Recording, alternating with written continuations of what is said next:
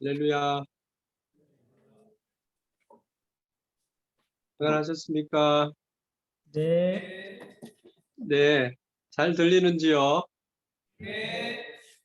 네, 감사합니다. 아, 그, 예수님의 순환 사순절을 보내면서 오늘도 예수님께서 이 땅에 오신 그 목적을 이루신 부분에 있어서 저희들이 말씀을 생각하면서 예수님의 그 은혜를 받기를 원합니다. 21절에 보면은 예수께서 그들에게 말씀하시되 이 글이 오늘 너희 귀에 응하였느니라 말씀하셨는데, 예수님이 이 땅에 오신 이후에 이 사항이 이루어졌다라고 하는 말씀을 하고 있습니다. 읽은 말씀을 통해서 예수님이 이 땅에 오신 목적에 대해서 오늘 말씀을 나누려고 합니다. 그 목적을 알고 또 그 은혜를 나누는, 그리고 큰 주님의 그 크신 이름을 찬양하는 그런 은혜가 우리에게 있기를 바랍니다. 누가복음 4장부터 9장까지를 보면은 예수님께서 갈릴리 땅에 이렇게 복음을 전하는 그런 공생애를 보낸 그 기록을 볼 수가 있습니다. 특별히 오늘 4장에 이 14절, 15절 말씀을 보면요. 예수께서 성령의 능력으로 갈릴리에 돌아가시니 그 소문이 사방에 퍼졌고 친히 그 여러 회당에서 가르치심에 무 사람에게 칭송을 받았더라 말씀합니다. 아마 여러분 갈릴리에 가보시면 예수님의 사역하셨던 그런 여러 곳을 볼 수가 있습니다만은 정말 예수님이 이렇게 하시기 위해서 이 땅에 오셨구나 하는 것을 알 수가 있게 됩니다. 이사야서 9장 2절 말씀에 보면요. 흑암에 행하던 백성이 큰 빛을 보고 사망의 그늘진 땅에 거주하던 자에게 빛이 도다라고 말씀했습니다. 여러분, 흑암에 행하던 백성이 큰 빛을 보았다. 또한 사망의 그늘진 땅에 거주하던 자에게 빛이 비추도다 하는 말씀은 위대한 말씀이 아닐 수가 없습니다. 예수님은 이제 공생애를 시작하시면서 여러 회당에서 말씀을 전하시면서 거기에서 이사야가 선포하는 그 말씀을 읽게 되는 것이었죠. 그 말씀이 18절, 19절 말씀이 됩니다. 복음 선교가 얼마나 효과적으로 되었던가 하는 것을 나타내는 그러한 말씀이기도 합니다. 갈릴리는 예수님의 고향 나사렛에 속한 땅이고요. 갈릴리에 그 사는 사람들은 당시에 15,000명 이상이 었다라고 얘기를 하고 있습니다.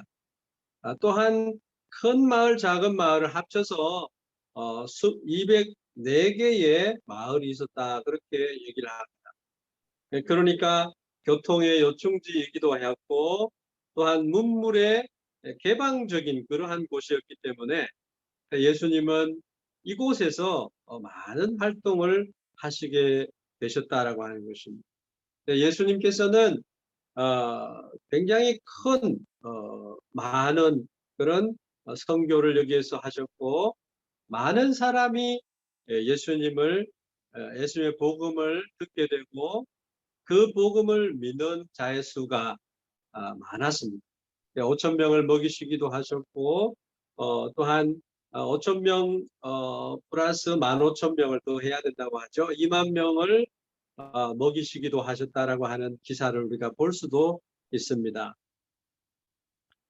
오늘 말씀 그 내용을 보면 예수님이 나사렛의 고향에 방문을 해서 해당장이 읽은 그 말씀, 성경 말씀을 우리가 듣게 되는데요.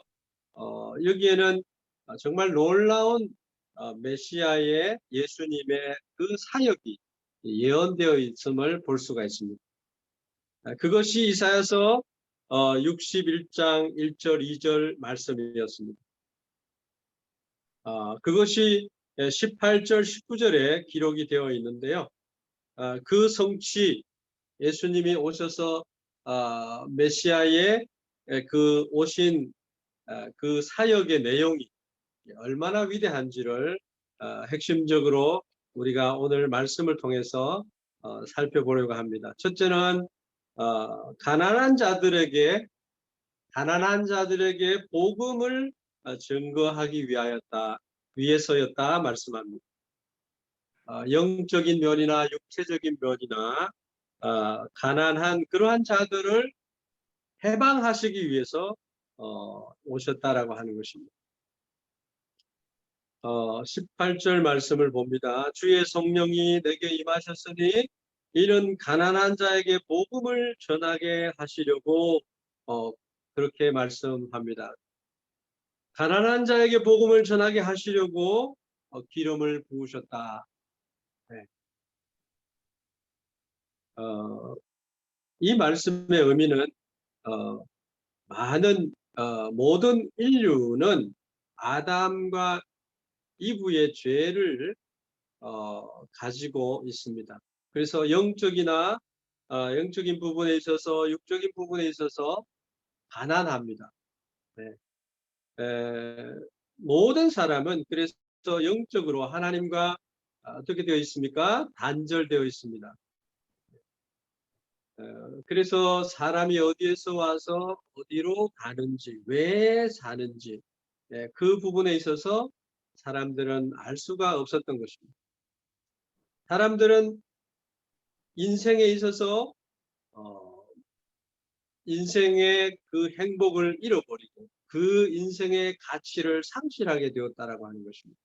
그래서 그 인류는 그 마음의 평화와 소망을 잃어버렸다라고 하는 것입니다. 이러한 자들에게 예수님께서 이런 가난한 자들에게 복음을 부여하게 되는 복음을 전하시기 위해서 오셨다라고 하는 것입니다. 육체적인 면에 있어서도 목마름이 있고 또 영적인 면에 있어서도 가난하게 된 것을 말씀하고 있죠. 회복의 복음을 전하기 위해서 오셨다라고 하는 것입니다. 가난한 자들의 복음을 증거하기 위해서라고 하는 것은 예수님의 복음을 받는 자들을 의미하고 있는데요. 자기가 가난한 것을 인정할 때에 또한 예수님을 겸손하게 자기 마음에 받아들일 때에 받을 수 있는 그런 해방의 선포의 복음이 된다라고 하는 말씀입니다. 하나님께서는 성령을 보내주시고 예수님에게 성령을 부어주셔서 이 사역을 감당하실 수 있도록 해주셨다라고 하는 것입니다. 예수님이 이 땅에 오신 것 또한 우리들을 가난에서 해방시켜 주시는 분이시다라고 하는 말씀을 이사야 선지자가 말씀을 하고 있는 것입니다. 이 가난하다라고 하는 것은 인간이 가지고 있는 그 저주를 얘기하는 것이죠. 아무리 마음에 우리가 무엇을 가져도 갈급한 그것이 있습니다. 그것을 채워지지 않으면 우리가 행복을 누릴 수가 없는 것을 얘기를 하고 있습니다. 갈라디아서 3장 13절 말씀에 보면은 그리스도는 우리를 위해서 저주를 받으셨고 우리들을 율법의 그 저주로부터 구속해 주셨다. 그렇게 말씀을 하고 있습니다. 예수님은 하나님의 율법에 기록된 것을 본인께서 담당하셨고 우리들의 저주를 없게 해주셨다라고 하는 거죠. 우리들의 모든 가난함을 십자가에서 대신해서 그것을 바꿔 주셨다. 해방시켜 주셨다. 그런 말씀을 하시는 것입니다. 하나님은 고난의 주 예수 그리스도를 바라보는 자들에게 이 은혜를 주셨다라고 하는 것입니다. 그래서 오늘도 우리들이 예수 그리스도를 믿는 믿음 안에서 이렇게 가난한 자기의 영적인 부분을 충만한 부분을 우리가 체험을 받을 수 있다고 하는 것입니다. 예수님이 이 땅에 오신 것은 양으로 생명을 얻고 더 풍성히 얻게 하기 위해서 오셨다라고 하는 것입니다. 도적이 오는 것은 죽이고 멸망시키고 빼앗기 위해서 오는 것이지만 예수님께서 우리에게 오시는 것은 우리의 가난함, 이 저주에서 가난함 가운데 있는 우리들을 해방시켜주는, 또 풍성하게 하는 그런 은혜를 주시기 위해서 오셨다라고 하는 것입니다. 두 번째로는 18절 말씀을 봅니다. 나를 보내사 포로된 자에게 자유를 주기 위해서다 말씀하고 있습니다. 오늘 귀한 말씀은 굉장히 귀한 말씀들입니다. 주님께서 우리들을 위해서 이 땅에 오신 것은 포로된 자들에게 해방을 주기 위해서다라는 거죠. 사탄의 노예가 되어 있는 우리들을 해방시켜 주시기 위해서. 사람은 죄를 범하여서 타락한 이후에 사탄의 종이 되게 되었습니다. 인간은 지금 창조의 때에 하나님께서 주신 그 자유를 잃게 되었고, 또 성경은 이렇게 말하죠. 요한 1서 3장 8절에 죄를 범한 자는 사탄에게 속해 있다 말씀하고 있습니다. 아담의 후손은 모두가 사탄에게, 악마에게 속하여 있다라고 말씀을 합니다. 사탄은 처음부터 죄를 범한 자였습니다. 그의 후손이 되었다라고 하는 것이죠. 사탄의 그 사역은 멸망시키기 위한 것입니다. 그러나 하나님의 아들이 그 사탄의 그 일들을 멸하기 위해서 예수님께서 오셨다라고 하는 것입니다. 사람은 죄인으로 태어나죠. 사람은 사탄의 종이 되었고, 모든 세상에 있는 것, 육신의 정욕과 안목의 정욕과 이생의 자랑을 위해서 살아가는 그러한 존재로 전락을 했다. 하나님이 주시는 놀라운 축복권을 잃어버린 그런 상실한, 그래서 사탄의 종이 된 그런 삶을 살고 있다라고 하는 것입니다. 그래서 하나님의 것을 세상의 것으로 바꾸는, 하나님의 영광을 금수와 버러지의 모양의 것으로 바꾸는 삶을 살게 되었다라고 하는 것입니다. 그래서 유혹 중에 있어서 유혹을 받아서 우리는 세속의 죄의 노예가 되어서 살아가기도 합니다.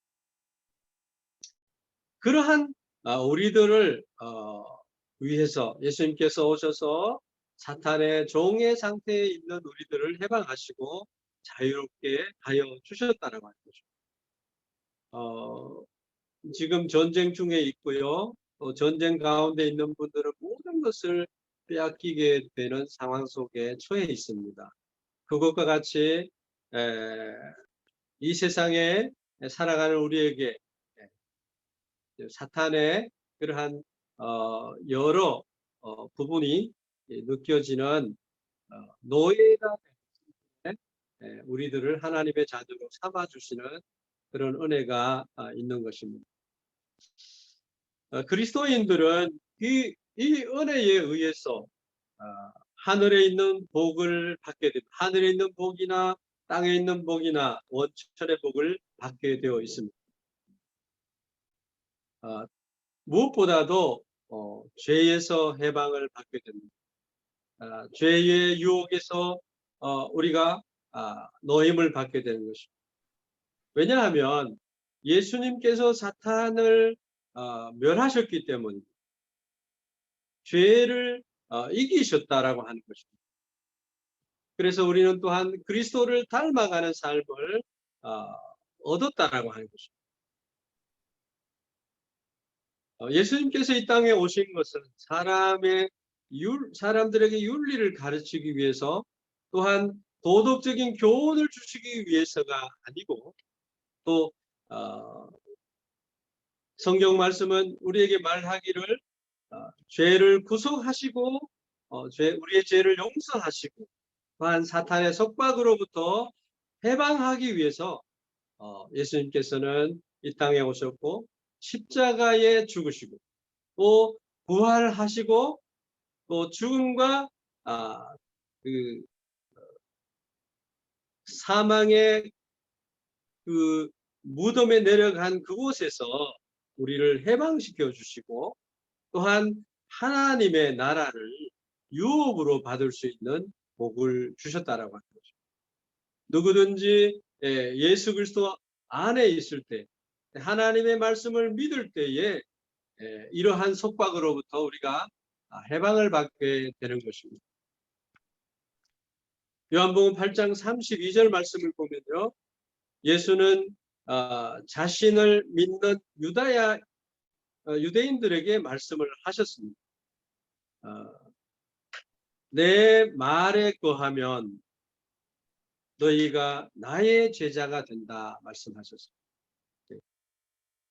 너희는 진리를 알고 진리가 너희를 자유케 한다, 그렇게 말씀하고 있습니다. 그래서 크리스찬은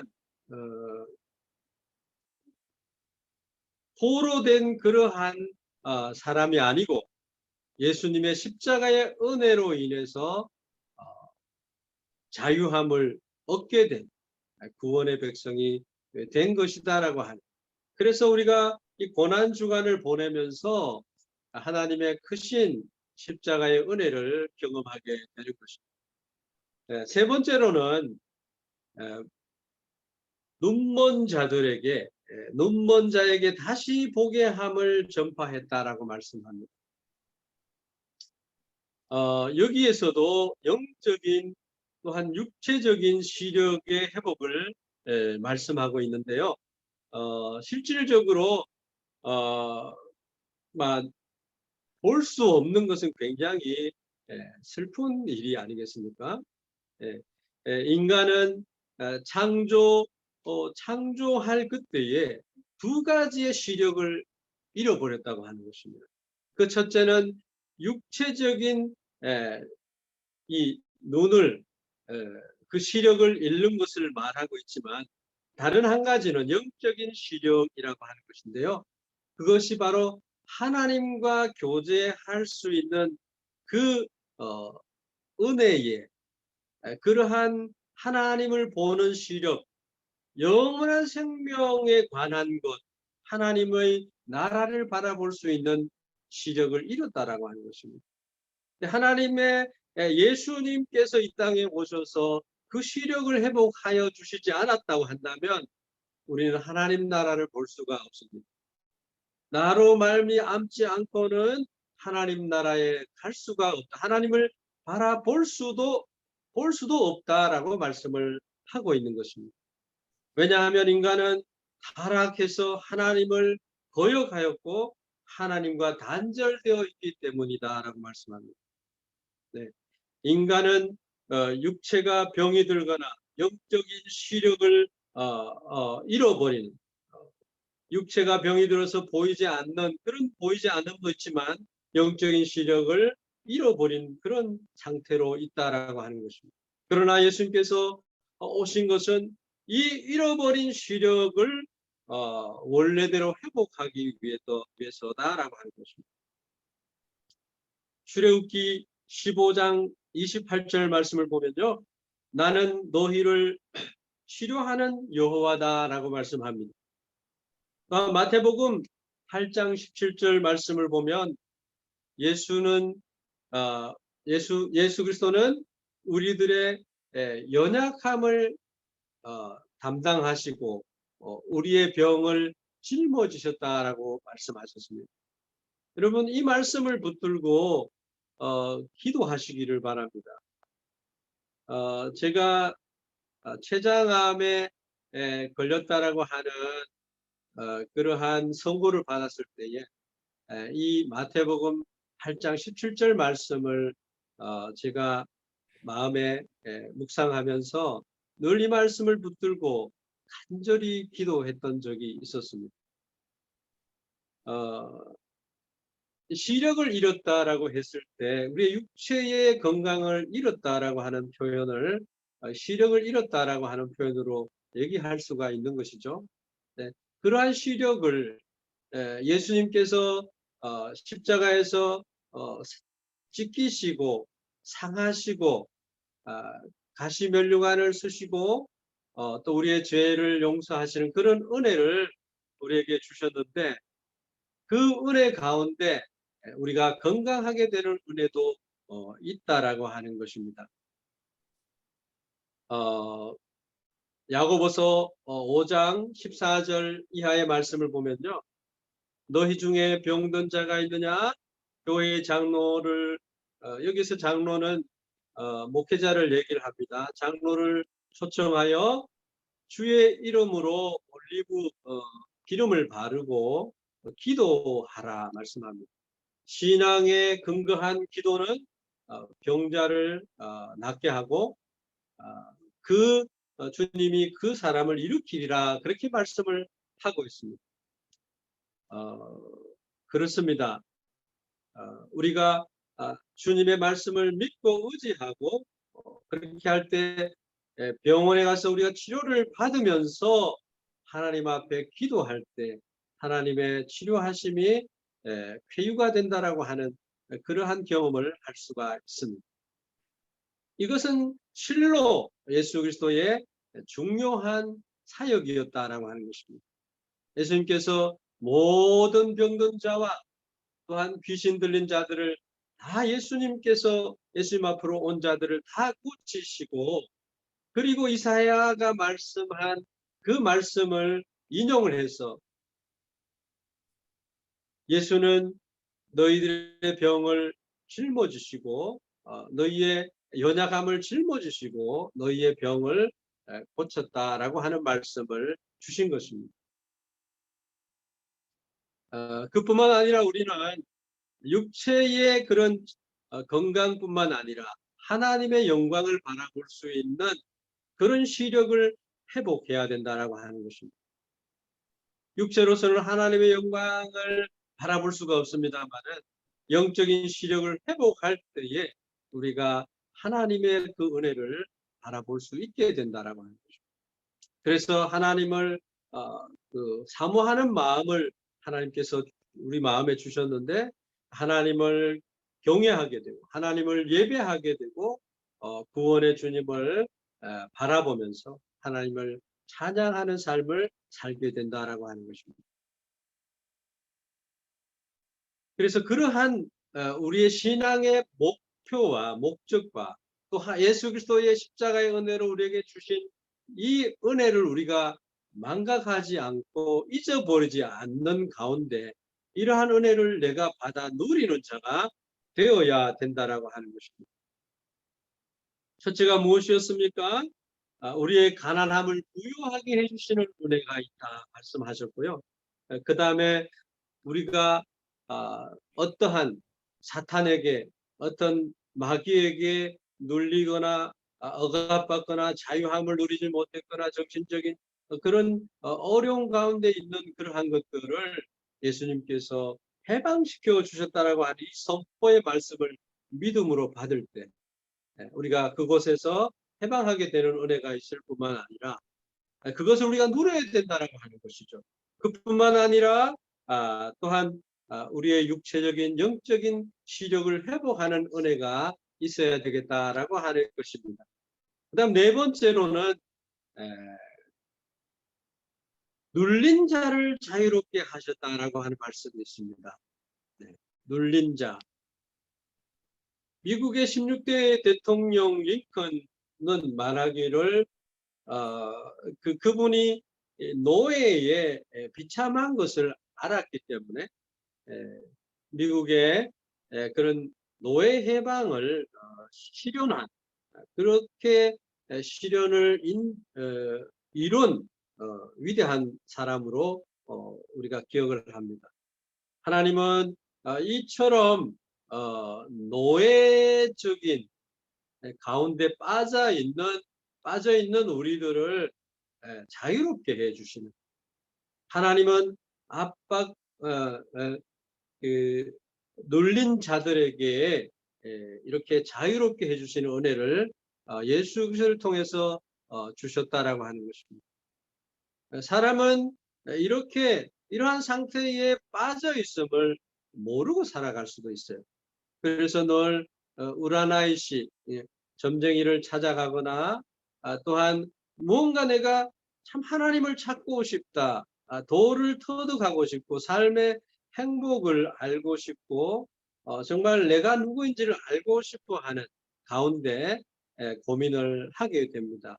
뭐 하버드 대학을 나오고 서울대학을 나오고 동경대학을 나왔다 할지라도 정말 이러한 은혜를 누려보지 못하는 가운데 살아가는 자들이 정말 그리스도를 만났을 때에 누리는 행복, 그것이 바로 이 누가복음 4장 18절에 기록된 네 가지의 축복이다라고 하는 것을 우리가 기억해야 될 것입니다.